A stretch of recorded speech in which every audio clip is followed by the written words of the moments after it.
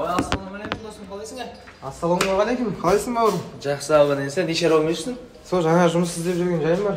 Сен кеше ғана бір жұмысқа тұрдым деп отқан қақта. Ой, ол жұмыс болмады. Жұмысын істетіп алып, ақшаны бермей қойды. Қашанғы жүресің, әркімге жұмыс жасап айтшы. Мен сияқты бір кәсіпкер атанып, өз шаруаңды өзің дөңгелетіп жүрмейсің ба? Айтпақшы, осы сен қалай көтеріліп кеттің? Әйтеуір кәмпитпен жұмыс істаттың емес? Ой, жоқ, ондай емес. Өзің білесің ғой, қазір кәсіпкер боламын десең, мемлекет тарапынан тегін оқулар бар. Әне-міне дегенше уже екінші бизнесімді ашып жатырмын ғой.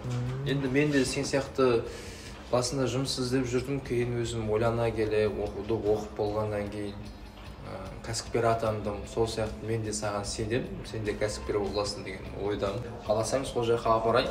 Жарайды.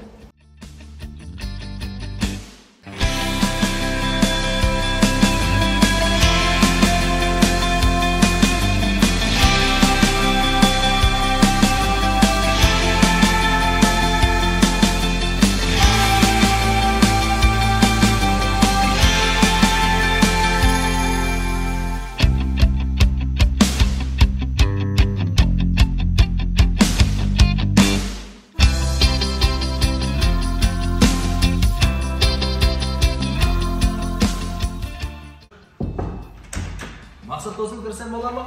Жарайды. Ассалаумағалейкум. Ал қызметің құтты болсын бауырым. Сен мықты кәсіпкер шығатынына сенімді болғам.